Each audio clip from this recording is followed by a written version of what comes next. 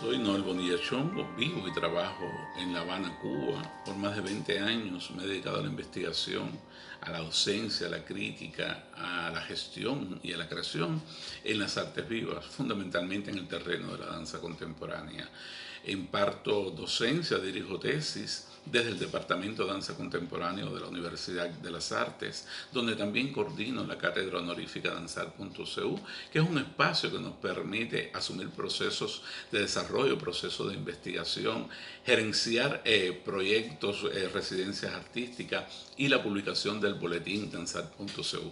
Por otra parte, desde la década del 90 del pasado siglo, trabajo en la compañía Danza Abierta, la compañía que creara Marianela Buan y que hoy está siendo dirigida por Susana Pous. Con Susana hemos mantenido este vínculo, este interés del desarrollo, la indagación, la investigación constante alrededor de las vectores, los dispositivos de expresión en la danza contemporánea. Y hoy, pasados los primeros 60 años de la fundación de la danza moderna y contemporánea en Cuba, al borde de arribar a los 35 años de introducción de los estudios superiores de la danza en Cuba. Agradezco a los organizadores de Traspasos Escénicos en esta edición 2021 por compartir algunas de mis ideas, de estas experiencias que este raro tiempo nos ha impuesto para afrontar la gestión investigativa, creativa y la docencia en la danza.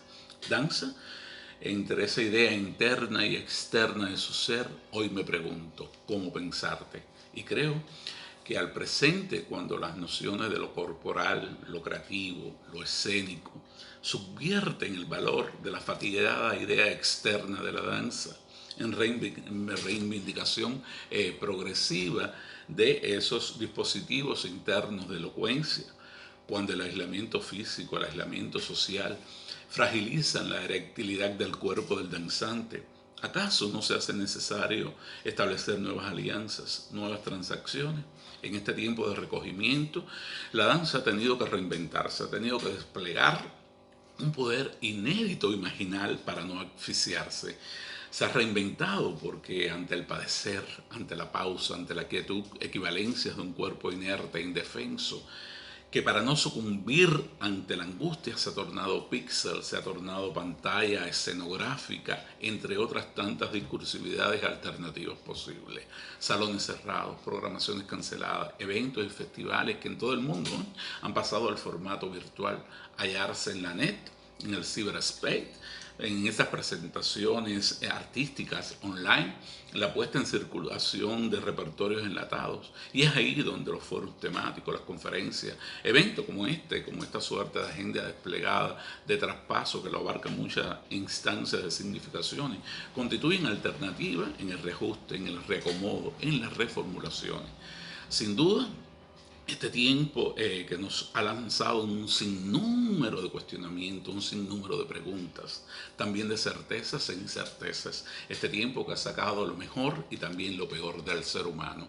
Pero ¿cuáles serían esas alianzas, esos pactos que hoy tenemos que hacer en tanto creadoras y creadores para evidenciar que nuestros haceres, nuestros compromisos con la investigación, con la docencia, con la creación, en este largo viaje que tenemos que hacer nosotros para no dejarnos traicionar por la presión de la afuera, por la inmediatez que demanda la virtualidad, que demanda las pantallas, cuando hay tanta gente produciendo casi como por encargo, por encomienda de las redes.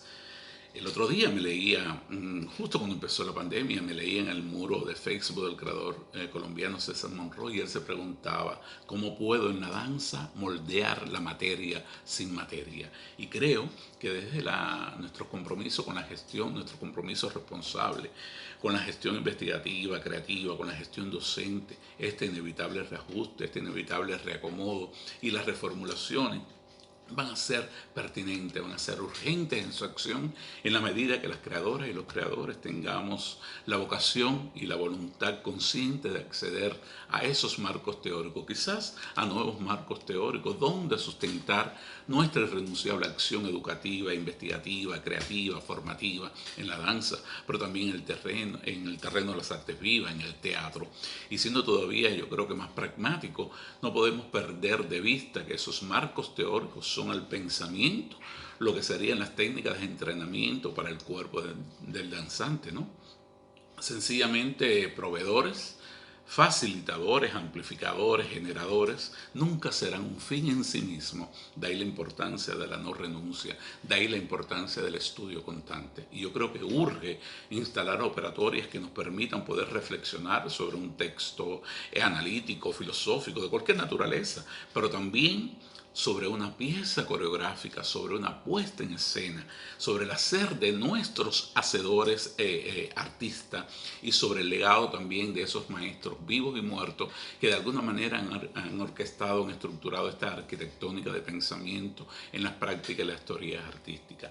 Solo que hay que saber dilucidar en ellas esas ideas, esas posturas, esos lenguajes, esas cualidades, esas posibles reminiscencias, filosofías, ¿no? En la medida que ese examen retrospectivo de las teorías y las prácticas artísticas pasadas en sus permanencias, pero también en sus agotamientos, mantengan alguna repercusión activa, operativa en la actualidad. Del mismo modo que la inclusión de otros niveles de comprensión de las expresiones artísticas reactualicen esos procesos, esas teorías artísticas que guiaron las principales líneas del pensamiento en la danza escénica, ¿no? Superando, y esto es importante, la mera narración de hechos particulares o iniciativas personales aisladas de sus contextos. Hoy, en este siglo XXI, en esta era post-pandémica, impandémica, desde la danza que nos va quitando esta pandemia, creo que es rigor auscultar por el ojo de la cerradura, o sea, penetrar en esas zonas que hacen que la danza y no sea otra cosa. ¿Sí? Me refiero a conocer, indagar, mirar sobre esos dispositivos, esos recursos internos de construcción que hablan sobre la idea interna del ser de la danza. Zona importante, muy importante diría, para repensar nuestros modos, esos modos, esas responsabilidades ocupacionales, modos que son diversos, que son plurales, que están encontrados, algunos son cómodos, otros son discómodos, para entender el sentido de ser en danza en esta nueva era. Sin duda, el estar conectado nos trae la ventaja de conocernos, del descubrirnos, quizás para hacer ese viaje interior siempre pospuesto.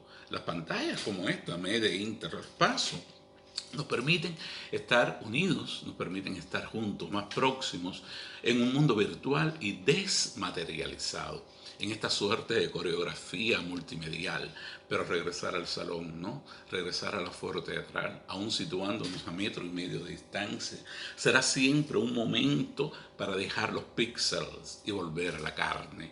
Quiérase que con mayor conciencia del costo de proteger la salud, de proteger el cuerpo, de proteger la vida, con mayor amor a la investigación, a nuestra profesión, a la creación, para descubrir nuevos modos de encontrar los escenarios múltiples y de atrapar al lector espectador, de atrapar y seducir a nuestros estudiantes, quizás con nuevas armas, pero sí con deseos renovados.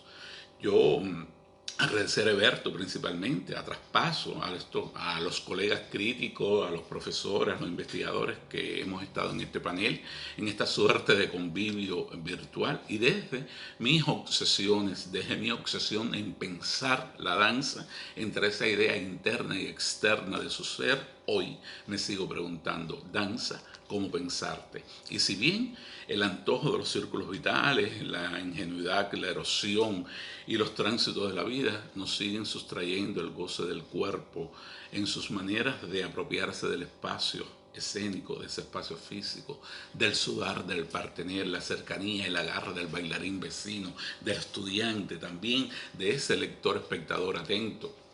Creo que la misión estaría en la no renuncia. Hay que refugiarse en la cavilación, en la reflexión operativa, actuante, transformadora, generadora, para cuando todo esto pase, esa danza que se piensa, o sea, que se hace, se reflexiona, se especula, se sueña, se transforme en necesaria danza, objeto para el pensamiento.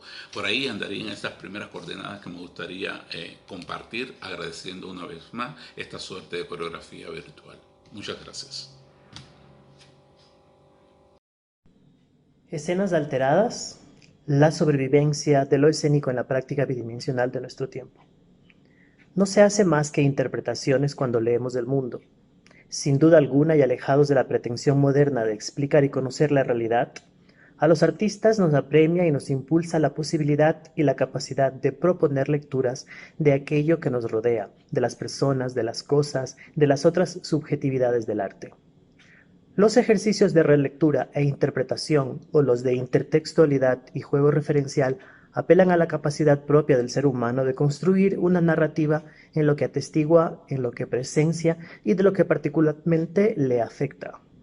Tal afección refiere una conexión con lo presenciado, no solo ocular, sino necesariamente una conexión producida por la articulación de diversas capacidades sensibles y de la relación que el estímulo externo establece con la memoria y la experiencia del espectador.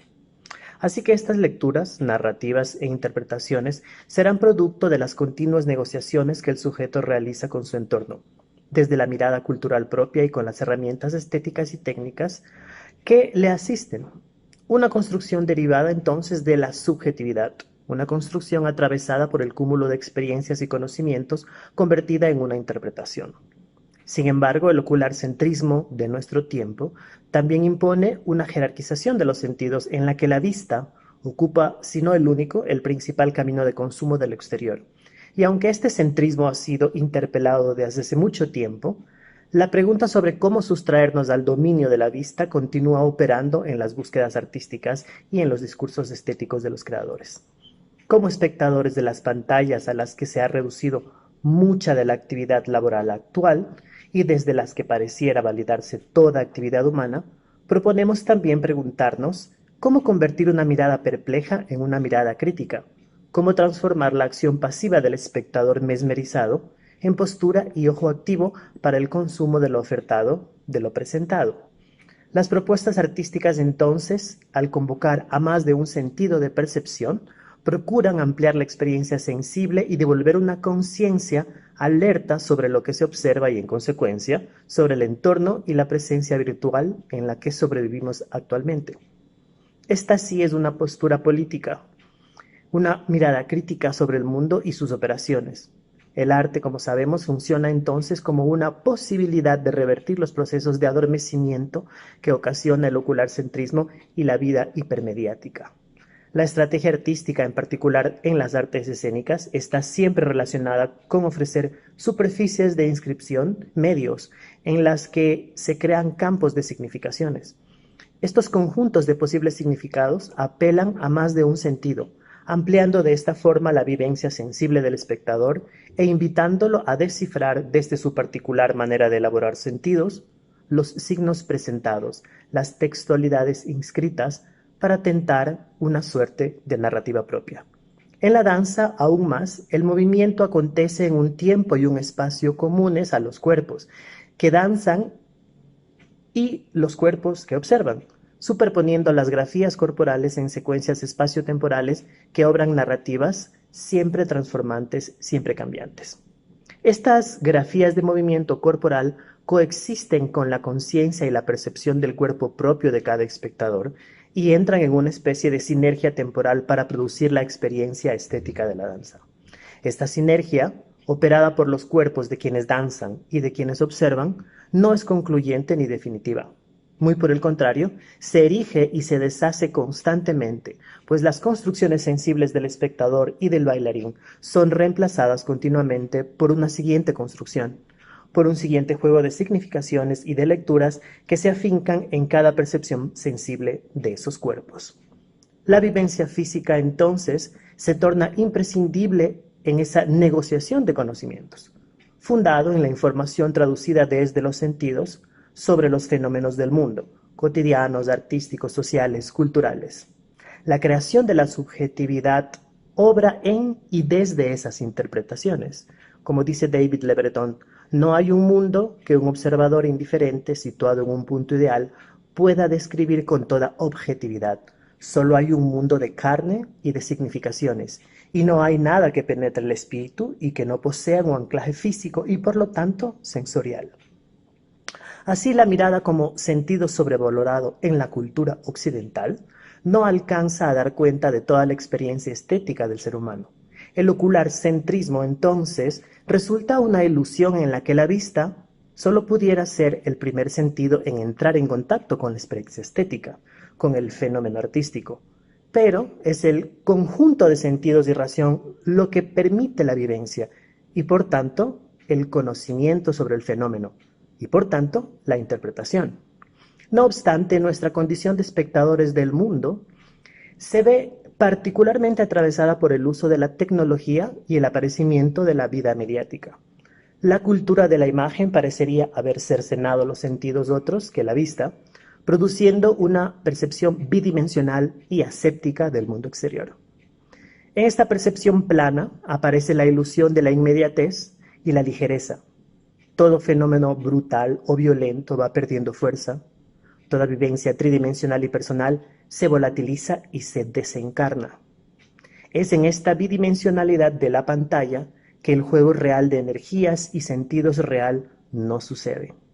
El territorio palpable del acto empírico se difumina y se divide, construyendo una ficción de presencia y dominio sobre esa realidad, en la que se van armando las subjetividades actuales. Pero este imperio de lo ocular resultó profundizado a niveles aún desconocidos en el contexto histórico actual de la pandemia COVID-19. A partir del mes de marzo del 2020, justo terminando el anterior traspasos escénicos, la vida cotidiana cambió para el planeta y el aislamiento se impuso como medida preventiva contra el virus. En este encierro obligado, el volcamiento hacia el uso de los dispositivos electrónicos y las redes sociales, así como las aplicaciones de trabajo en línea, fue la herramienta a la que todos, o casi todos, debimos acudir para continuar con las actividades de la vida regular. Este continuar entra en cuestionamiento cuando entendemos que la manera de relacionarnos a través de la pantalla de un ordenador personal o de un teléfono celular reduce la interacción humana y desvirtúa la información que se intercambia. Los niveles de aprehensión de lo fenomenológico es aplanado en las dimensiones de la pantalla, reducido a un plano en el que las manifestaciones pierden profundidad y presencia.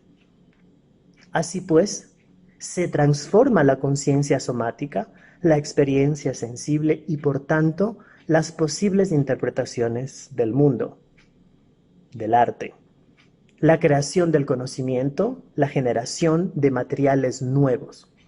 Los procesos de pensamiento no pueden entonces ser reducidos a una entelequia en el sentido aristotélico del término, pues esa conciencia somática, esa experiencia de los sentidos, son parte constitutiva de la construcción de los saberes, pues a través de ellas se expande la sensibilización del pensamiento y principalmente de sus procesos de ordenamiento. En el arte, toda obra se constituye como una metáfora, es decir, nos obliga a ir más allá de sí misma, aun cuando ese no sea su objetivo, porque requiere de quien asiste a ella, de quien la ve, una interpretación, una lectura personal atravesada por la mirada cultural, por la experiencia y por el deseo de cada uno. Su elaboración implica la creación de un lenguaje figurado, de un código específico que nos ofrece, en mayor o en menor medida, un universo de convenciones a ser descifrado, a ser interpretado y subsumido en las previsiones y provisiones artísticas con las que cuenta cada espectador. De tal manera, el lenguaje de una obra artística construye para sí, deberá entonces portar su propia dinámica, su propio mecanismo de funcionamiento para resolverse a sí misma y para constituir su forma. De esa manera prefigurará el sentido de la creación de una representación propia y un campo de sentidos, significaciones y símbolos que entra en contacto con los del espectador como estadio último de la construcción artística. Sin embargo, en un contexto como el presente, las presunciones teóricas que se hagan sobre la práctica artística en el encierro y el distanciamiento estarán sometidas todavía a un análisis continuo. En condiciones normales, esa es una necesidad propia del investigador artístico, mucho más en un periodo en el que la normalidad ha sido cuestionada. Normal no es lo que estamos viviendo. Como normal no podrían ser tampoco las herramientas con las que hemos acometido en este encierro nuestras creaciones, nuestras investigaciones, nuestros entrenamientos, nuestras docencias. Tampoco sería normal pretender entender todavía o por completo en qué niveles y profundidades esas cosas han cambiado o lo están haciendo. En la creación de estas dramaturgias alternas, o estas escenas alteradas, no están presentes la profundidad y el color del espacio, de la masa corporal tangible de los cuerpos en movimiento, de la percepción presente del tiempo y de las energías que lo atraviesan, ni tampoco de la tridimensionalidad de las artes vivas y su impacto en el que asiste a verlas. En esa carencia de volumen, de sustancia, han emergido estas pantallas planas e inertes sobre las que hemos intentado inscribir, no realmente producir, lo que queda de la danza en la propiedad bidimensional del video, lo que queda de la danza como acto fundamental del ser humano. Así que de entrada podríamos considerar que no cumplimos con la danza como tal. Sin embargo, y contra toda alternativa y esperanza, también parecería emerger en ese plano bidimensional un nuevo orden y registro en el que añorar por la vida, por el verdadero encuentro de los que bailan. Un orden y registro que buscan producir un cierto sentido visceral, angustioso, rabioso, sobre la violencia de este aislamiento, un gesto nostálgico. Quizá la nostalgia entonces no sea un fracaso, quizá esta añoranza por la vitalidad del encuentro con el otro y del reconocimiento propio a través suyo es un primer paso para entender el verdadero valor de nuestras prácticas escénicas. La comunidad, el saber construido entre todos, la experiencia del cuerpo ajeno. Muchas gracias. Olá, meu nome é Beatriz Way, sou brasileira, nascida na cidade de São Paulo e residente do estado do Rio de Janeiro. Sou cientista política, encenadora e dramaturga. Leciono na Universidade Federal Rural do Rio de Janeiro e sou professora convidada do Instituto Politécnico de Lisboa. Leciono as disciplinas de teoria política, arte política e direitos humanos e teatro comunitário. Antes de iniciar a minha ponência, quero agradecer imensamente ao meu amigo Heberto Garcia, que gentilmente me fez o convite para participar de Transpassos. O tema da minha ponência gira em torno das questões que envolvem a arte e as práticas cênicas e seus desafios para enfrentar os tempos sombrios. Ora, o que exatamente são esses tempos sombrios? São tempos de sombras, tempos umbrosos, tempos de grande insegurança e temor. Isso me fez lembrar de um importante conto de Franz Kafka, A Metamorfose, quando o personagem principal, Gregor Samsa, acorda um belo dia, um dia qualquer, metamorfoseado num inseto monstruoso. É claro que isso é uma metáfora. Talvez, não possamos sequer imaginar o que seria uma transformação completa de nosso corpo. Mas podemos sim nos colocar no lugar de Gregor Samsa, pensando no momento em que nós acordamos e nos demos conta de que estávamos vivendo a pandemia do Covid-19. Ora, se só isso bastasse, talvez estivéssemos mais tranquilos. Mas as situações em que fomos levados a conviver com governos irresponsáveis, antidemocráticos, negligentes em relação à crise sanitária e uma enorme questão que gira em torno da desigualdade social, do desequilíbrio das contas públicas e, portanto, o crescimento de uma miséria infinita. No caso específico do meu país, que vitimou mais de 600 mil pessoas com essa pandemia, que foram privadas de conseguirem receber a tempo as vacinas, e além disso, muitas outras foram sequeladas por esse vírus e hoje convivem com seus efeitos danosos, somos ainda levados a perceber que os problemas ainda são mais graves. O que fazer? Isso me fez lembrar como Brecht via os tempos sombrios e a maneira como ele imaginava que deveríamos nos colocar. Citando um poema de Brecht, abre aspas, ele diz: realmente vivemos tempos sombrios. A inocência é loucura. Um fronte sem rugas denota insensibilidade. Aquele que ri ainda não recebeu a terrível notícia que está para chegar. Isso me faz perceber que muitas vezes nós não nos damos conta da chegada dos tempos sombrios. É claro que aqui Brecht está falando dos tempos sombrios vividos por ele, os tempos, né, em que a Alemanha vivia sob um regime totalitário, fascista, nazista. Mas ele deixava claro, não podemos ser inocentes, não podemos trazer a imagem de um véu que encubra a nossa compreensão da própria realidade. É preciso se posicionar, é preciso ter consciência e é preciso resistir. Num outro momento, Brecht escreve: misturei-me aos homens em tempos turbulentos, indignei-me com eles. Assim passou o tempo que me foi concedido na terra. Comi o meu pão em meio às batalhas, deitei-me para dormir entre os assassinos. Do amor, me ocupei descuidadosamente e não tive paciência com a natureza. Misturei-me aos homens em tempos turbulentos. Aqui ele deixa claro que é preciso, além de vencer a barreira da inocência, é preciso que a gente assuma uma causa coletiva. É preciso que a gente se coloque no espaço público e nos misturemos com os outros homens. A filósofa Hannah Arendt fala algo muito parecido e muito na direção que Brecht está nos colocando.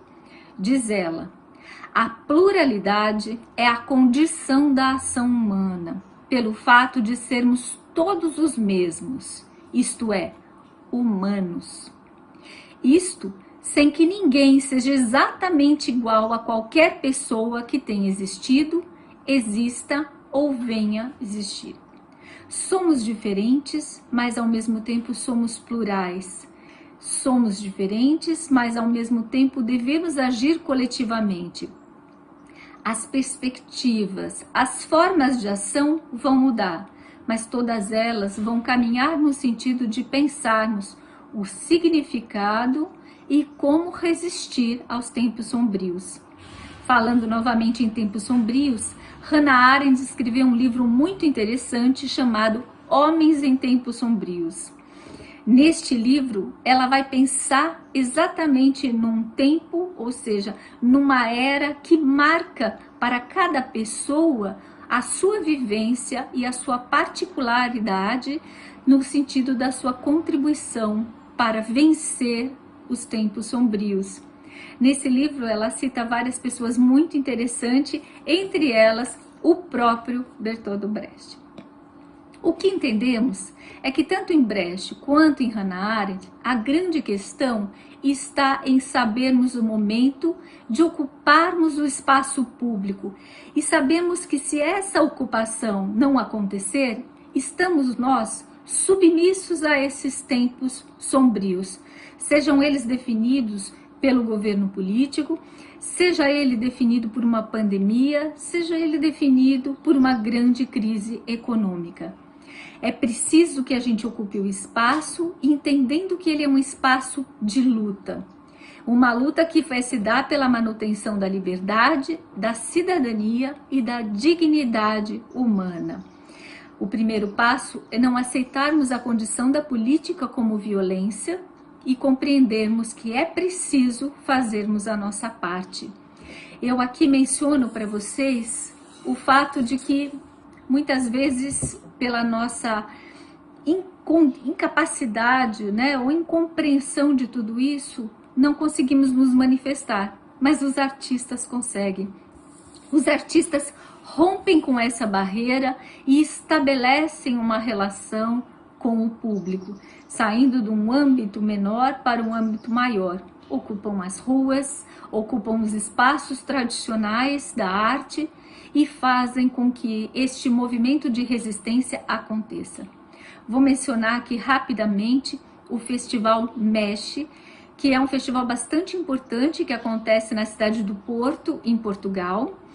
E juntamente com o momento do Festival Mexe, que nós temos gente do mundo inteiro, né, pensando e articulando, né, caminhos para pensar em formas de comunicação artística, nós temos o Laboratório de Práticas Artistas Comunitárias, também de extrema importância para o nosso debate.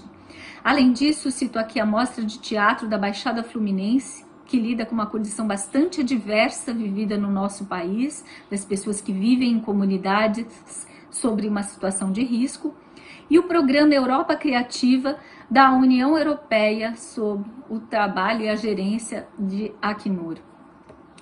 Fecho a minha apresentação, breve por sinal, fazendo uma referência a Transpassos. Se olharmos as edições passadas, vamos ver o quanto avançamos no sentido de uma discussão que ainda para nós é muito presente e necessária.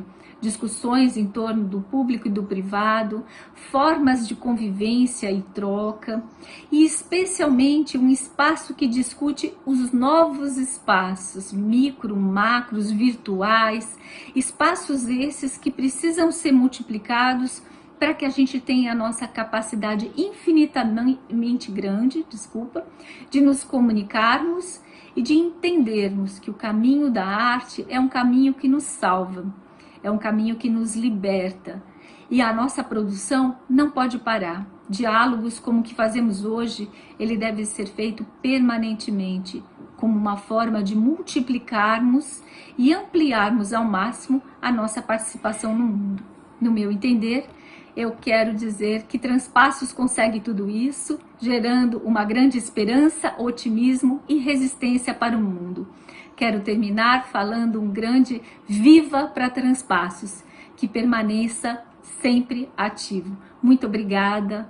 Hola, un saludo desde Medellín. Les habla Álvaro Narváez, secretario de Cultura, director escénico. Un saludo muy especial a todos los que hacen posible Traspasos Escénicos desde La Habana, Cuba, y a la Universidad de las Artes ISA, donde en el 2019 tuve el placer de participar, y ahora a todos y a todas las que nos ven en el mundo a través de estas nuevas realidades. Antología virtual, que es este tema que hoy nos invita a hablar, a compartir esa experiencia de la creación y sobre todo de la creación escénica a partir de las virtualidades, pues nos deja hoy muchas preguntas. Hace mucho rato venía trabajando los temas y los procesos que tenían que ver con la virtualidad, la transmedia, pero hoy en esta búsqueda de entender esas nuevas realidades y esos nuevos escenarios emergentes de creación para gestionar y mirar el impacto social, después de la pandemia nos encontramos con la necesidad de volver a ver la ciudad como un escenario, como un espacio público y un lugar en el que los multiversos, es decir, todo aquello que hemos creado se expande y se potencia. Hoy las ciudades, y hace ya mucho rato veníamos trasegando hacia una nueva manera de escribir, de narrar, nos plantean un escenario escenográfico que es múltiple y diverso. Como Michel Serret lo ha nombrado en muchos momentos, hoy hablamos de un mundo global, de una localidad global, y se hace más evidente con todo lo que hemos venido viviendo. Pero hacia dónde nos llevó la creación y hacia dónde nos pone hoy la pregunta es precisamente a vivir el espacio público como ese lugar y ese espacio donde surgen las relaciones cotidianas, pero a la vez ese espacio se expande. Hoy el mundo es un lugar en el que las cosas ocurren en un punto, pero se bifurcan y se van por las múltiples plataformas.